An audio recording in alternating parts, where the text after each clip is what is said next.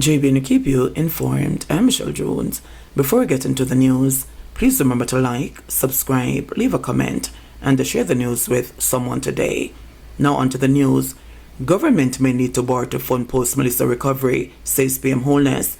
Prime Minister Andrew Holness says the government will likely have to borrow to support Jamaica's recovery efforts following the widespread destruction caused by Hurricane Melissa, which slammed into the island on October 28. It was speaking during a hurricane recovery press briefing at Jamaica House on Wednesday. Recovery and reconstruction activities will be financed initially from the National Natural Disaster Recovery Fund, the NNDRF. The NNDRF was set up to receive the proceeds of Jamaica's disaster risk instruments, including Jamaica's catastrophe bond, policies with the Caribbean Catastrophe Reinsurance Facilities, CRIF, and various credit contingent claims with the IDB and the World Bank. These amounts will total approximately $650 million. It is likely that the government of Jamaica will have to borrow to finance reconstruction beyond what will be available in our NNDRF.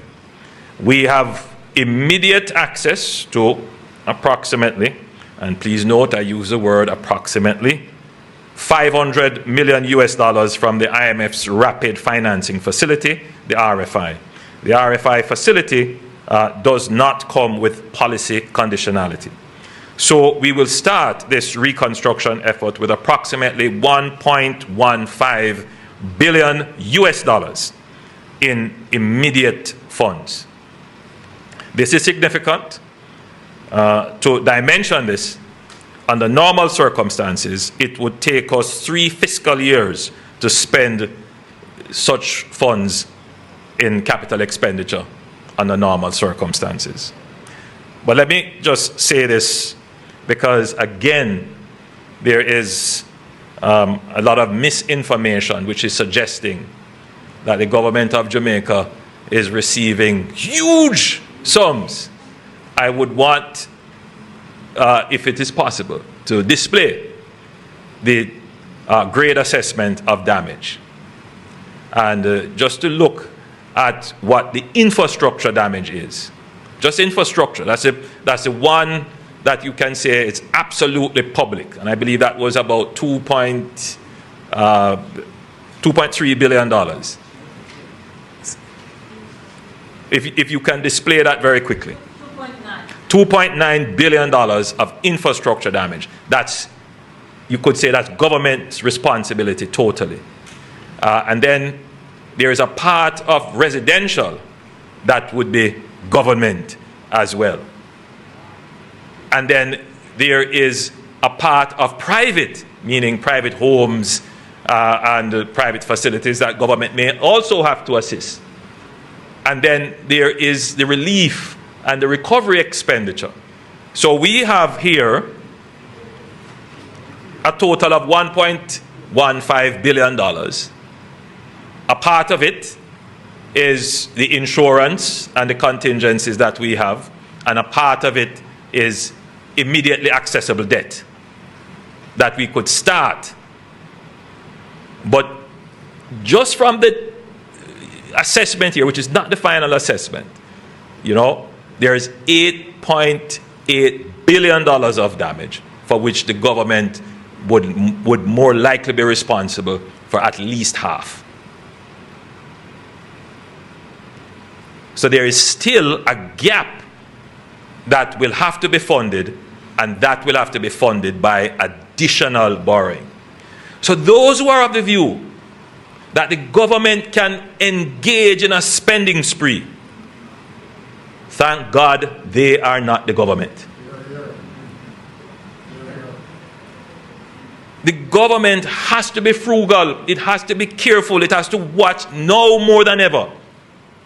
Son arrested after elderly mother's decomposed body found inside St. Catherine home. A 53-year-old man is now in police custody following the disturbing discovery of his mother's decomposing body at her home in Cheesefield, St. Catherine on Wednesday. The deceased has been identified as 80-year-old Jasmine Grant, a well-known retiree in the community. According to reports, members of her church went to Grant's home around 11:10 a.m. after numerous phone calls to her went unanswered. When they entered the premises, they stumbled upon the octogenarian's body lying on the floor in an advanced state of decomposition. Investigators believe Grant may have been killed around November 12, the last day she was seen alive. Detectives say preliminary assessments reveal multiple incised wounds to her head and upper body. The scene was processed and the body removed for a post-mortem examination.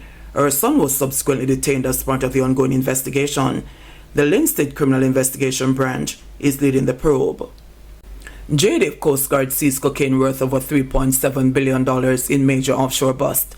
The Jamaica Defense Force JDF says its Coast Guard intercepted a vessel carrying nearly 1,000 pounds of cocaine during a major counter-narcotics operation off Jamaica's southern coast on Wednesday. The oil has an estimated street value of $3.7 billion. According to the JDF, members of the 1st District Coast Guard were on routine maritime patrol when they spotted a suspicious vessel believed to be involved in drug trafficking. A pursuit ensued, during which individuals on board the boat reportedly hurled several packages into the sea. The Coast Guard boarding team quickly recovered the discarded bundles, which were later confirmed to be cocaine weighing just over 990 pounds. The narcotics were taken to the 1st District Coast Guard base, where they were handed over to the narcotics police for processing. The JDF has described the seizure as a major blow to regional drug trafficking operations. The investigation continues. Government looking to container homes as option for hurricane victims. Prime Minister Dr. Andrew Holness is endorsing container homes as a means of providing cost-effective and safe housing options for victims of Hurricane Melissa. We have examined pre-built, containerized modular solutions, and we have settled in our minds that this is appropriate for the Jamaican situation that we now have. There are different types, different versions, and so I've met with the NHD, and the NHD has provided us with a solution that they are presently working on.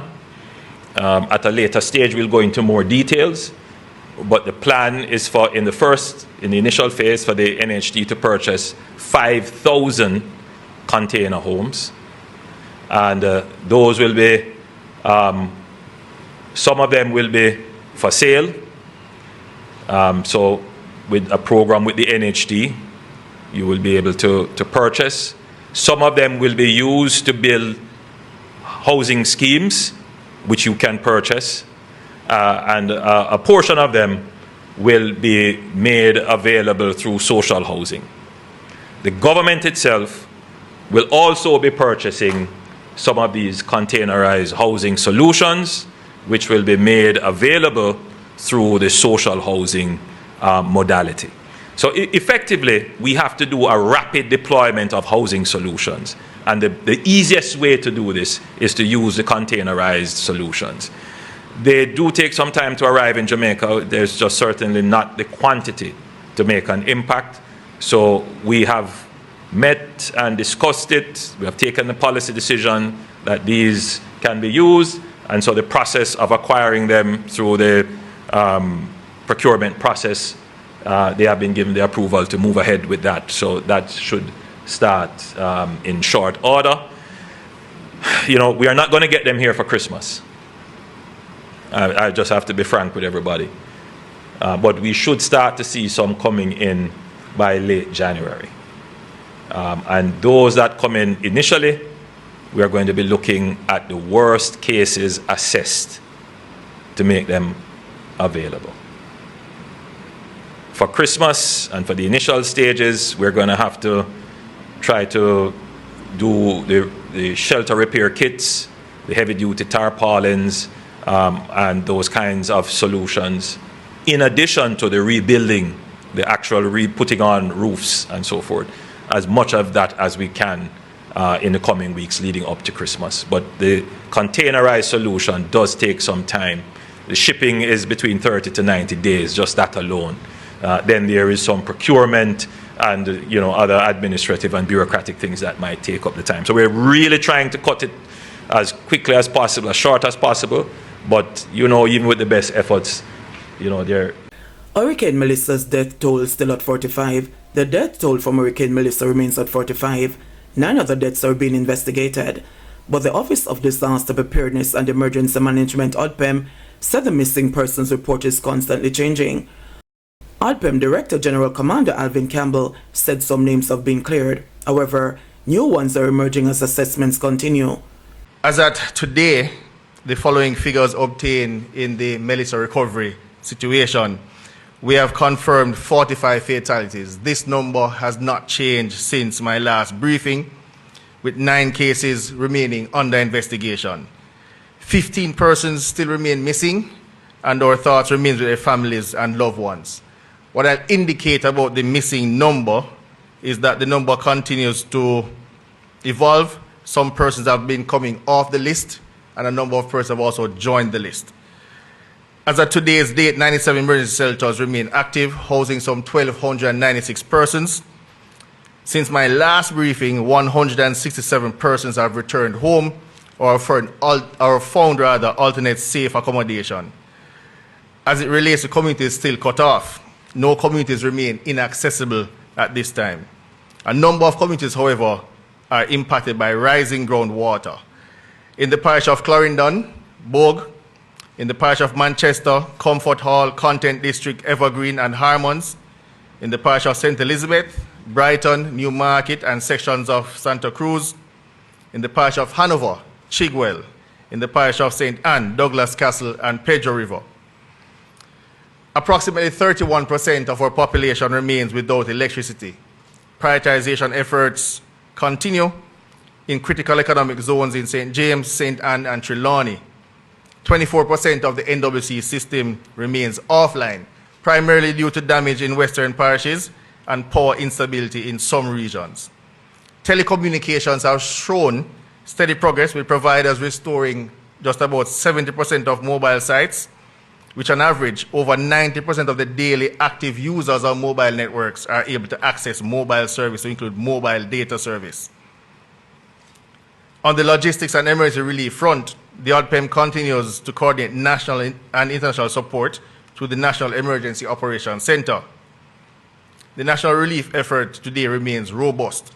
To date, the national system has delivered over 115,000 packages to include sanitization and hygiene kits, and reaching some 282 communities across the nation. Having conducted further assessments of needs, the JDF distribution footprint has expanded. There are now some 7 distribution hubs and almost 26 humanitarian supplies areas, whilst they maintain air, ground, and small unit delivery operation in the deep rural corridors. To date, some 590 flying hours have been dedicated to this task. The World Central Kitchen has to date served over 1.3 million meals right across the island, particularly in our harshest, most hit parishes. The ODPEM continues to prioritize underserved communities, including areas in St. Elizabeth, Westmoreland, Manchester, St. James, Trelawney, and Hanover. The damage assessment report, as delivered earlier, is congruent with the rapid needs assessment conducted through the SEDEMA and the initial damage assessment reports conducted through the ODPEM. As indicated before, the parishes of Westmoreland, St. James, St. Elizabeth remain most affected. By way of building counts for dwellings, approximately 156,000 dwellings were damaged. Of that number, some 24,000 were total losses. The Ministry of Health and Wellness continues to expand its operations through mobile clinics, mobile pharmacies, and mental health teams going into various communities. Public health surveillance for leptospirosis, dengue, tetanus, and waterborne illness has commenced. A field hospital for the Barbados Defense Force will be set up in the Savannah Mar area to bolster medical services in the western region. To date, more than 16,000 donors, both locally and overseas, have contributed to the GOJ disaster relief platform, totaling some 556 million Jamaican dollars. Churches and faith groups and other organizations continue in their efforts to provide invaluable large-scale distribution of food, clothing, care packages across the affected parishes. In closing, I want to thank the citizens of Jamaica, especially those most affected, for their patience and cooperation with the ODPEM. as we continue to coordinate nationwide activities with all ministries, departments, and agencies. Jamaica's recovery from Hurricane Melissa is progressing at pace, particularly with the restoration of water, telecommunications, and the essential services. The national system, the ODPEM, the NEOC, ministries, utilities, security forces, and our international partners have demonstrated high levels of coordination, efficiency, and operational discipline. The coming weeks will determine the pace of long-term recovery, but the foundation of achievements thus far across the utilities, humanities access, telecoms, and overall command architecture at this time suggests strong trajectory towards national stabilization and reconstruction. I thank you, and may God continue to bless Jamaica. JBN will keep you informed. Please remember to subscribe, like, share, leave us a comment, and click the notification bell to receive our daily news items.